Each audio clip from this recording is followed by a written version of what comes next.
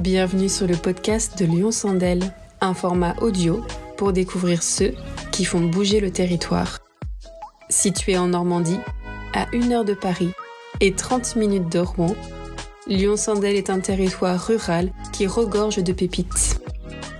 Découvrez ces hommes et ces femmes qui forgent le quotidien de notre région.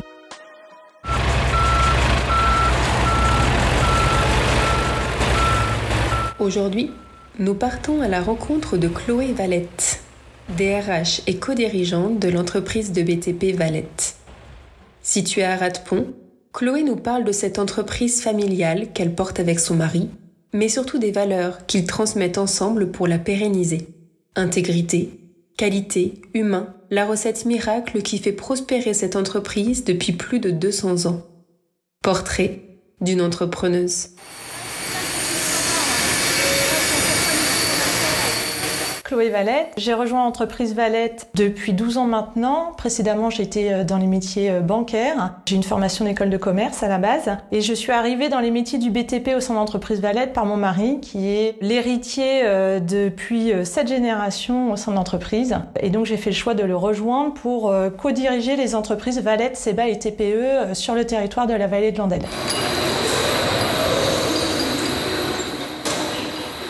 En 1803, Amand Aimable Valette a reçu en cadeau l'entreprise Valette de par son père. À l'époque, il avait 14 ans.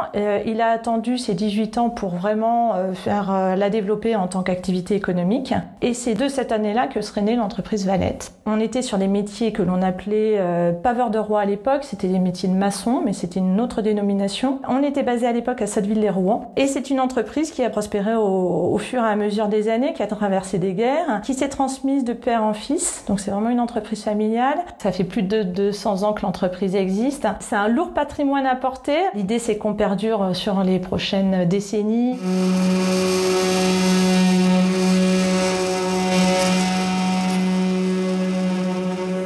Aujourd'hui, si on prend un peu de recul sur l'entreprise Valette, en se disant finalement qu'est-ce qui fait la reconnaissance de l'entreprise, à mes yeux, et c'est vraiment à mes yeux, je pense qu'il y a 3 éléments essentiels. C'est avant tout le sérieux de nos réalisations, et ça je pense que je peux le faire porter par nos prédécesseurs, où on prône vraiment la qualité avant la rapidité de nos réalisations. L'essentiel, c'est vraiment d'avoir un client qui est satisfait derrière avec une qualité de prestation. Le deuxième élément qui est essentiel et qui vient en corrélation avec le sérieux de nos réalisations, c'est l'apport d'expertise à nos clients. C'est-à-dire on peut être juste des exécutants, c'est pas notre métier de base. L'idée, c'est aussi d'apporter une valorisation, une expertise à un client qui parfois peut, ou aussi parfois à des architectes, où on se dit, non, nous, on est des sachants et des fois, on a un œil d'expertise à apporter à nos clients. Donc ça, c'est aussi une des valeurs fortes de l'entreprise. Et puis, je pense que ce qui est essentiel et ce qui fait aussi qu'on est encore là et que l'entreprise perdure, c'est vraiment la gestion saine de l'entreprise. Aujourd'hui, c'est à peu près 80 collaborateurs au sein de l'entreprise Valette. C'est fondamental de ne pas oublier ce qu'ont fait nos prédécesseurs. Donc ça, c'est ancré en nous. C'est faire des choix, pas forcément simples, et surtout d'être prudent sur une conjoncture économique qui est parfois pas simple, avec des collaborateurs où on est très ancré sur l'humain, mais la réalité du terrain fait que c'est pas simple non plus à gérer. Et donc, c'est s'assurer de tout ça. C'est gérer avec bienveillance et prudence.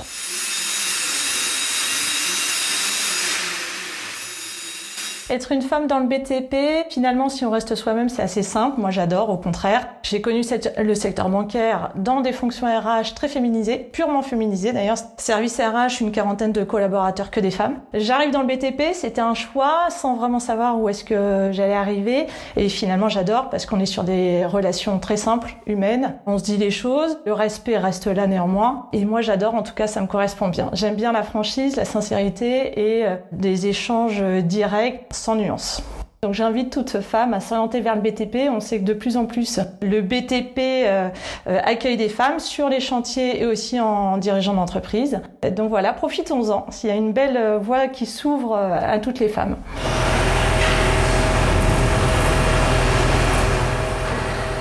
On est est sur des métiers passion. Donc on rejoint l'entreprise et en plus entreprise de BTP du territoire de la vallée de l'Andelle si on est passionné. Là on est sur des métiers qui ne sont pas simples, des métiers à vocation technique avec des clients et des beaux projets derrière. Donc il faut des gens passionnés derrière. Et en plus aujourd'hui, je trouve que c'est essentiel, quels que soient nos métiers, d'avoir des jeunes qui soient passionnés. On en voit trop qui font des choix par dépit et puis sur lesquels il y a des problématiques d'absentéisme, qui sont pas investis dans leur métier parce qu'on sent que finalement c'était pas un vrai choix personnel ou sinon il y avait une pression familiale qui était là derrière. Moi je pense qu'au contraire il faut arriver à orienter nos jeunes vers des métiers qui vont les passionner et c'est comme ça qu'on aura des gens investis sur nos métiers. Ça on le vit au quotidien. On a trop de jeunes qui sont désinvestis. C'est pas à nous d'aller chercher l'investissement auprès d'eux. C'est à eux de savoir ce qu'ils souhaitent faire de leur vie, qui les passionne parce qu'en fait quand on s'engage dans un métier, c'est une vocation d'une vie et d'avoir des gens qui soient aigris, pas investis dans un métier, c'est lourd pour un dirigeant d'entreprise, c'est très lourd aussi pour des collègues de travail. Donc pour nos jeunes, trouvez vos vocations.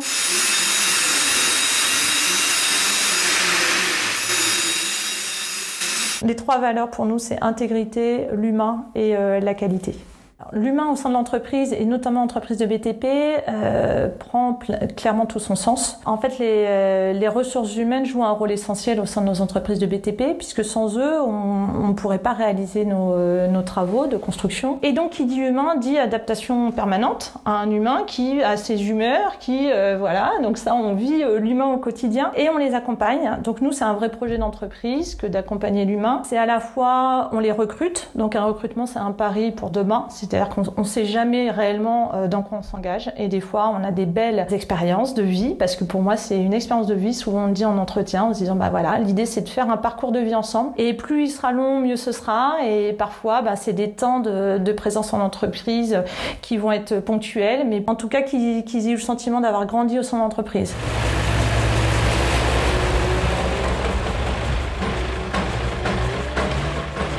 Donc on les recrute, c'est un premier fait. L'idée c'est qu'après on les accompagne dans leur projet de vie. Des fois on accompagne sur des choix de formation pour des jeunes, donc on a un rôle de conseiller. Des fois même on a plein de confidences, on reste une PME familiale, donc nous on est là pour avoir l'oreille attentive à celui qui va pas bien, à celui qui n'a pas de cadre familial, parce qu'on peut en avoir, à celui qui peut se poser des questions. On sera là, donc on les accompagne, on les fait grandir, c'est aussi les former, les accompagner pour mûrir aussi, des fois, soit sur des problématiques managériales pour quelqu'un qui veut grandir, soit sur des sujets plus techniques et d'expertise, si on peut leur apporter ça. Essayer, non sans mal parfois, à les fidéliser. Aujourd'hui, le marché est très tendu dans le BTP, ils sont sollicités, sursollicités par des confrères. Donc c'est arriver à les fidéliser. Alors le biais de tout ce que l'on fait, ça marche, pas sur tous bien évidemment, mais c'est un point essentiel d'être là pour nos collaborateurs et d'être intègre dans notre façon de manager. Et puis c'est aussi les protéger, en fait c'est les accompagner sur tout ce qui va être problématique de sécurité et de prévention au niveau de nos chantiers. On est sur des métiers qui sont accidentogènes et ça on peut pas le nier. Donc l'idée c'est que chacun soit vigilant aux gestes et postures. Donc ça c'est tout ce qui peut être troubles musculo-squelettiques. On entend beaucoup parler dans nos métiers du BTP, ça va être tout ce qui est port de charge. Avoir les bonnes postures pour éviter des problèmes de dos et d'usure professionnelle. Et c'est veiller à l'autre. C'est j'ai un collègue qui porte pas ses EPI, qui parce qu'on est toujours pressé, parce que pour X raisons, tout le monde a toujours plein de bonnes raisons de pas mettre son casque ou de pas mettre ses gants, voilà. Mais c'est à nous d'être vigilants à ça parce que avant tout, c'est un homme derrière et c'est quelqu'un qui peut se blesser derrière et donc ça, l'idée c'est le zéro risque accident sur nos chantiers. Donc c'est vraiment former, accompagner, faire grandir et veiller à leur sécurité. L'humain c'est tout ça et l'humain c'est finalement plein d'échanges en permanence. C'est être sur le terrain, voir nos collaborateurs, échanger avec eux, les comprendre, parfois c'est pas simple, comprendre leurs attentes, comprendre leur mal-être, c'est pas simple non plus. Voilà, c'est un vrai métier, donc c'est une remise en question permanente de nous, ce que l'on fait, de qui on est et comment on gère l'entreprise. Adaptation.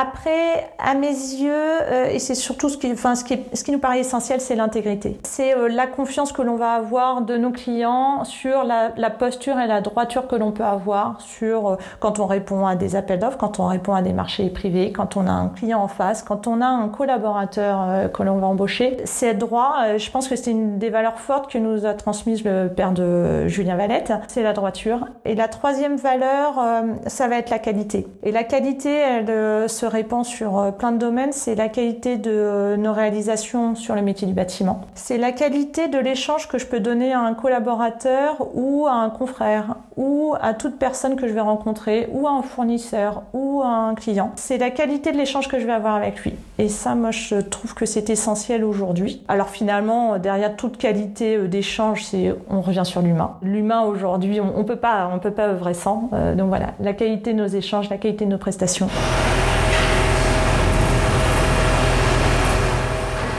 Des anecdotes d'entreprise, j'en ai qui sont surtout liées à l'humain finalement parce que c'est ce qui nous marque le plus, parce que c'est des beaux parcours de vie parfois. J'en ai une notamment où on a un collaborateur, plutôt une lignée familiale qui nous a rejoint du temps du grand-père de Julien Valette qui a embauché un collaborateur, et puis on a eu son fils, et puis maintenant on a le petit-fils, on a eu un neveu, un beau-frère également. Donc il y a des lignées familiales de la vallée de Landelle qui se succèdent et qui ont toujours autant de qualités, qui sont des vrais bons hommes de métier qui connaissent, qui ont une vraie valeur technique. Ça s'est transmis de père en fils et en plus au sein de l'entreprise, donc ça c'est vraiment une belle fierté et c'est une jolie anecdote. Mais en fait j'en ai plusieurs en tête sur des collaborateurs qui nous ont rejoints.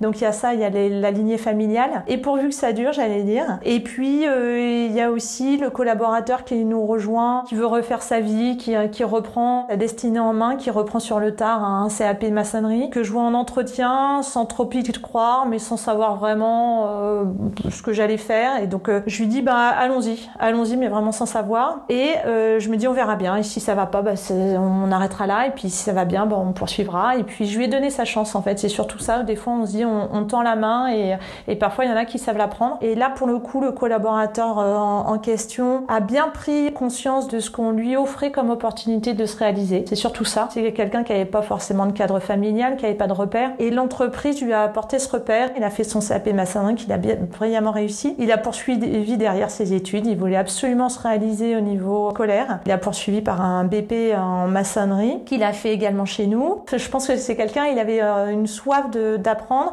et puis plus il s'investissait au niveau scolaire, plus il réussissait. Donc lui c'était une belle revanche sur la vie. Et donc là c'est quelqu'un qu'on a embauché chez nous sur un poste de maçon, qui est pleinement investi parce qu'il sait d'où il vient, et je pense qu'il a pleinement conscience de la chance qu'il a d'avoir un métier, d'avoir un dirigeant d'entreprise qui l'accompagne et qui le fait grandir également. Donc voilà, lui il est au début de son parcours de vie avec nous. Alors ça fait déjà quelques années d'alternance, mais je pense qu'il y a encore plein de belles choses à réaliser. On va continuer à le faire grandir.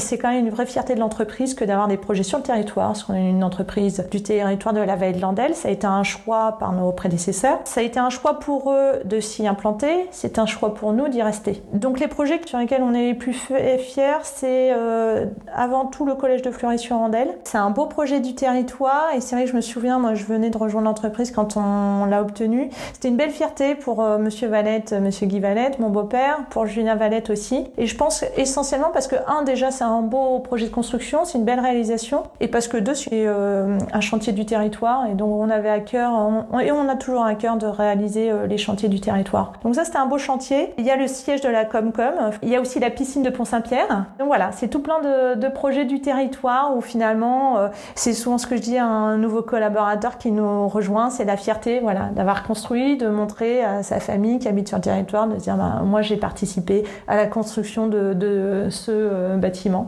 Et donc ça reste dans le temps, donc ça c'est chouette.